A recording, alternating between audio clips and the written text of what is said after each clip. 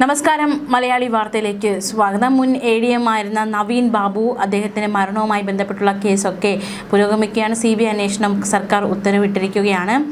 ഇപ്പോൾ ഇതാ കുടുംബത്തിന്റെ ആവശ്യപ്രകാരം നവീൻ ബാബുവിൻ്റെ മകൾ നിരഞ്ജനയ്ക്ക് സർക്കാർ നിയമനം നൽകിയിരിക്കുകയാണ്. ഭക്ഷ്യസുരക്ഷാ വകുപ്പിൽ ഭക്ഷ്യസുരക്ഷാ ഓഫീസറായിട്ടാണ് നിയമനം. സമാശ്വാസ തൊഴിൽദാന പദ്ധതി പ്രകാരമാണ് ഇത്തരത്തിൽ നവീൻ ബാബുവിൻ്റെ മകൾക്ക് നിയമനം നൽകിയിരിക്കുന്നത്.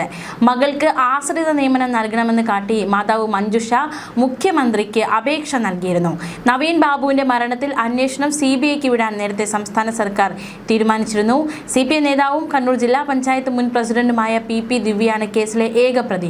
2024 ഒക്ടോബർ 15-നാണ് കണ്ണൂർ പള്ളിക്കുന്നിലെ ക്വാർട്ടേഴ്സിൽ നവീൻ ബാബുവിനെ മരിച്ച നിലയിൽ കണ്ടെത്തിയത്.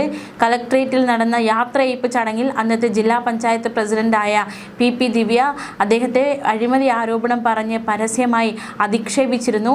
ഇതിന് പിന്നാലെയാണ് പിറ്റേന്ന് അദ്ദേഹത്തെ മരിച്ച നിലയിൽ കണ്ടെത്തിയത്. ഈ കേസുമായി ബന്ധപ്പെട്ടുള്ള അന്വേഷണം നിലവിൽ CBIക്ക് വിട്ടിരിക്കുകയാണ് സംസ്ഥാന സർക്കാർ.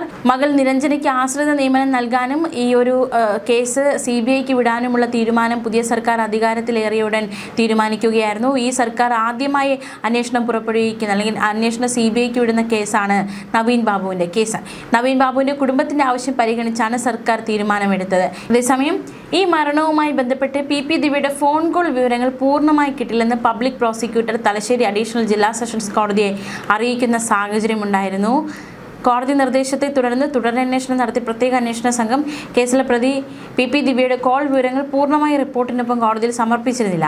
ദിവ്യ ഉപയോഗിച്ച 2 ഫോണുകളുടെയും 2024 ജനുവരി 16 മുതൽ നവംബർ 15 വരെയുള്ള കോൾ വിവരങ്ങൾ ഹാജരാക്കാനായിരുന്നു കോടതി ആവശ്യപ്പെട്ടത്. എന്നാൽ ഒരു ഫോണിൻ്റെ 2024 മാർച്ച് 1 മുതലുള്ള കോൾ വിവരങ്ങളും മറ്റൊരു ഫോണിൻ്റെ ഏപ്രിൽ 1 മുതലുള്ള വിവരങ്ങളുമാണ് കോടതിയിൽ ഹാജരാക്കിയത്.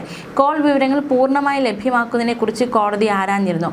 പ്രോസിക്യൂഷൻ ഇതിന് സമയം ചോദിച്ചതിനെ തുടർന്നാണ് കേസ് ജൂൺ 1 മാറ്റിയത്. 2 വർഷത്തെ കോൾ വിവരങ്ങൾ മാത്രമേ ലഭ്യമാവുകയുള്ളൂവെന്ന് BSNL അധികൃതർ അറിയിച്ചതായി public prosecutor K Ajith Kumar വ്യക്തമാക്കി. എന്നാൽ തങ്ങളുടെ വാദം തെളിയിക്കാൻ പൂർണ്ണമായ കോൾ വിവരങ്ങൾ പ്രധാനമാണെന്നും ഏത് അന്വേഷണവും നേരിടാൻ തയ്യാറാണെന്നും പ്രതിഭാഗ അഭിഭാഷകൻ K വിഷൻ കോടതിയെ അറിയിക്കുകയായിരുന്നു.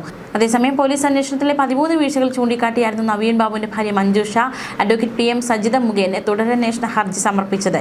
തുടരന്വേഷണം ആവശ്യമില്ലെന്ന പോലീസിന്റെ വാദം തള്ളിയായിരുന്നു കോടതിയുടെ ഉത്തരവ്. എന്തായാലും കേസ് CBIക്ക് വിട്ടിരിക്കുകയാണ്. CBI അന്വേഷണം വളരെ അനിവാര്യമായിരുന്നുവെന്ന് കുടുംബം നേരത്തെ തന്നെ ആവശ്യപ്പെട്ടതാണ്. മുൻ സർക്കാർ എതിർത്ത ഒരു ആവശ്യമാണ് UDF സർക്കാർ നടപ്പിലാക്കിയത്. ADM നവീൻ ബാബുവിൻ്റെ മരണം അന്വേഷണത്തിനായി CBIക്ക് വിട്ട സംസ്ഥാന സർക്കാർ നടപടിയെ നവീൻ ബാബുവിൻ്റെ ഭാര്യ മഞ്ജുഷ സ്വാഗതം ചെയ്തിരുന്നു. തീരുമാനം വളരെയധികം ആശ്വാസകരമാണെന്നും മുഖ്യമന്ത്രിയെ ആഭ്യന്തരമന്ത്രിയെ നേരിൽ കണ്ട് സംസാരിച്ചിരുന്നുവെന്നും അവരുടെ ഭാഗത്തു നിന്ന് പോസിറ്റീവായിട്ടുള്ള മറുപടി കിട്ടിയെങ്കിലും ഇത്ര വേഗം CBI അന്വേഷണത്തിലേക്ക് പോകുമെന്ന് പ്രതീക്ഷിച്ചില്ലെന്നും മഞ്ജുഷ നേരത്തെ പ്രതികരിച്ചിരുന്നു. കേസ് അന്വേഷണം CBIക്ക് വിട്ടതിൽ പ്രതീക്ഷയുണ്ടെന്നും CBI അന്വേഷണം നല്ല രീതിയിൽ പോകുമെന്ന് മനസ്സിലാക്കുന്നുവെന്നും അവർ പറഞ്ഞു. ന്യൂസ് ഡെസ്ക് മലയാളി വാർത്ത.